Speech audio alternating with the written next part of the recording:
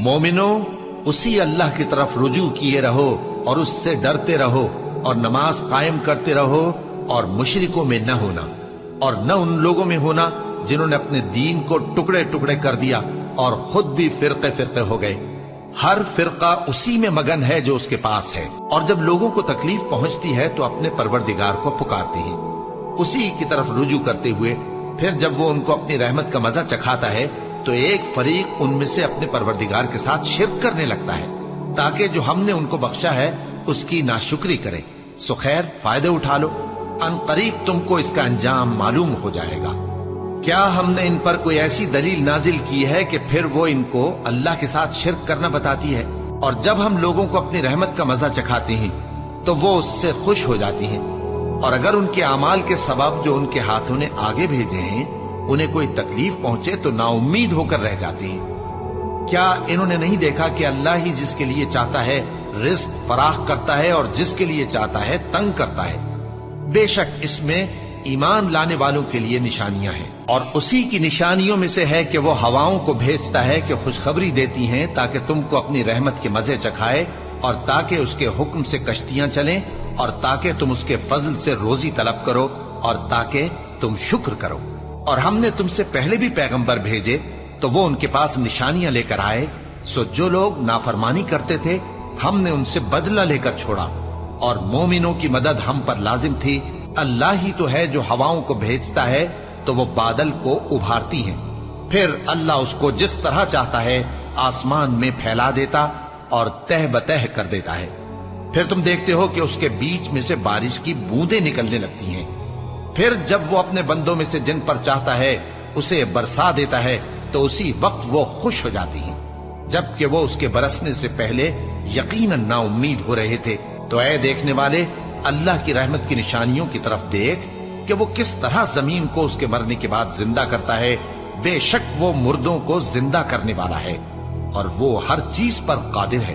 اور اگر ہم ایسی ہوا بھیجیں کہ وہ اس کے سبب کھیتی کو دیکھیں کہ زرد ہو گئی ہے تو اس کے بعد وہ ناشکری کرنے لگ جائیں، تو تم مردوں کو بات نہیں سنا سکتے، اور نہ بہروں کو جب وہ پیٹ پھیر کر لوٹ جائیں آواز سنا سکتے ہو، اور نہ اندھوں کو ان کی گمراہی سے نکال کر راہ راست پر لا سکتے ہو۔ تم تو انہی لوگوں کو سنا سکتے ہو جو ہماری آیتوں پر ایمان لاتے ہیں، سو وہی فرما بردار ہیں۔ اور جن لوگوں نے اللہ کی آیتوں سے اور اس کے سامنے حاضر ہونے سے انکار کیا وہ میری رحمت سے نا امید ہو گئے ہیں، اور ان کو درد دینے والا عذاب ہوگا۔ کیا ان لوگوں کے لیے یہ کافی نہیں کہ ہم نے تم پر کتاب نازل کی جو ان کو پڑھ کر سنائی جاتی ہے؟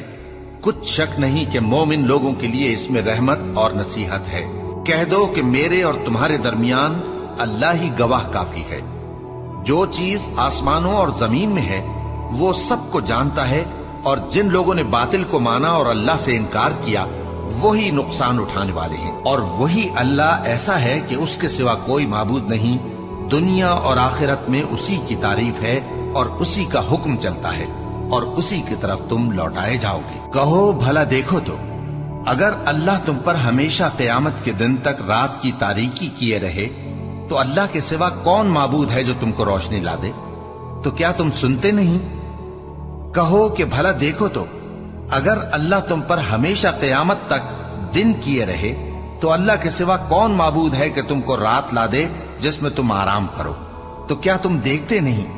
اور اس نے اپنی رحمت سے تمہارے لیے رات کو اور دن کو بنایا تاکہ تم اس میں آرام کرو اور اس میں اس کا فضل تلاش کرو اور تاکہ شکر کرو۔ اور جس دن وہ ان کو پکارے گا تو کہے گا کہ میرے وہ شریک جن کا تمہیں دعویٰ تھا کہاں ہیں؟ اور ہم ہر ایک امت میں سے ایک گواہ نکال لیں گے، پھر کہیں گے کہ اپنی دلیل پیش کرو، تو وہ جان لیں گے کہ سچ بات اللہ کی ہے، اور جو کچھ وہ افترا کیا کرتے تھے ان سے جاتا رہے گا۔ بھلا کس نے زمین کو قرارگاہ بنایا اور اس کے بیچ نہریں بنائیں اور اس کے لیے پہاڑ بنائے، اور کس نے دو دریاؤں کے بیچ اوٹ بنائی؟ یہ سب کچھ اللہ نے بنایا، تو کیا اللہ کے ساتھ کوئی اور معبود بھی ہے؟ ہرگز نہیں، بلکہ ان میں اکثر علم نہیں رکھتے۔ بھلا کون بے قرار کی التجا قبول کرتا ہے جب وہ اس سے دعا کرتا ہے، اور کون اس کی تکلیف کو دور کرتا ہے، اور کون تم کو زمین میں اگلوں کا جانشین بناتا ہے؟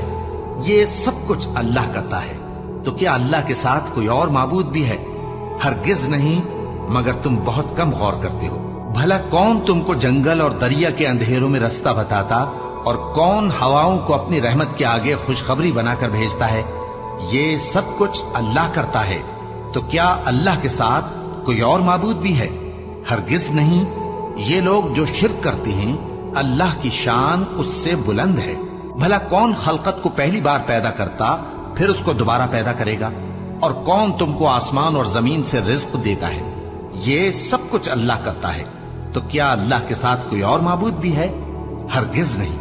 कह दो कि मुशरिको, अगर तुम सच्चे हो तो दलील पेश करो। भला तुमने अपने परवरदिगार की कुदरत को नहीं देखा कि वो साए को किस तरह दराज करके फैला देता है, और अगर वो चाहता तो उसको बेहरकत ठहरा रखता। फिर हम सूरज को उसका रहनुमा बना देते हैं, फिर हम उसको आहिस्ता आहिस्ता अपनी तरफ समेट लेते हैं। और वही तो है जिसने रात को तुम्हारे लिए पर्दा और नींद को आराम बनाया और दिन को उठ खड़े होने का वक्त ठहराया। और वही तो है जो अपनी रहमत यानी मेघ के आगे हवाओं को खुशखबरी बनाकर भेजता है, और हम आसमान से पाक निथरा हुआ पानी बरसाते हैं ताकि उससे शहर मुर्दा यानी बंजर जमीन को जिंदा कर दें, और ताकि हम वो पानी बहुत से और आदमियों को जो हमने पैदा किए हैं पिलाएं। जो लोग इस बात को पसंद करते हैं कि मोमिनों में बेहयाई यानी तोहमत बदकारी की खबर फैले, उनको दुनिया और आखिरत में दुख देने वाला अजाब होगा। और अल्लाह जानता है और तुम नहीं जानते। और अगर तुम पर अल्लाह का फजल और उसकी रहमत ना होती तो क्या कुछ ना होता, मगर वो करीम है। और ये कि अल्लाह निहायत मेहरबान है, रहीम है। मोमिनों, शैतान के कदमों पर न चलना, और जो शख्स शैतान के कदमों पर चलेगा तो शैतान तो बेहयाई की बातें और बुरे काम ही बताएगा। और अगर तुम पर अल्लाह का फजल और उसकी मेहरबानी ना होती तो एक शख्स भी तुम में पाक ना हो सकता, मगर अल्लाह जिसको चाहता है पाक कर देता है। और अल्लाह सुनने वाला है, जानने वाला है। और नमाज पढ़ते रहो और ज़कात देते रहो और पैगंबर के फरमान पर चलते रहो ताकि तुम पर रहमत की जाए। और ए नबी सल्लल्लाहु अलैहि वसल्लम, हमने तुमको तमाम जहानों के लिए रहमत बनाकर भेजा है। कह दो कि मुझ पर अल्लाह की तरफ से ये वही आती है कि तुम सबका माबूद एक ही माबूद है, तो क्या तुम फर्माबरदार हो जाते हो? फिर अगर ये लोग मुंह फेरे तो कह दो कि मैंने तुम सबको यकसां अहकाम इलाही से आगाह कर दिया है। और मुझको मालूम नहीं कि जिस चीज का तुमसे वादा किया जाता है वो अनकरीब आने वाली है या उसका वक्त दूर है। जो बात पुकार कर की जाए वो उसे भी जानता है, और जो तुम छुपाते हो वो उससे भी वाकिफ है। और मैं नहीं जानता, शायद वो तुम्हारे लिए आजमाइश हो, और एक मुद्दत तक तुम उससे फायदा उठाते रहो। पैगंबर ने कहा कि ऐ मेरे परवरदिगार, हक के साथ फैसला कर दे, और हमारा परवरदिगार जो बड़ा मेहरबान है उसी से उन बातों में जो तुम बयान करते हो मदद मांगी जाती है।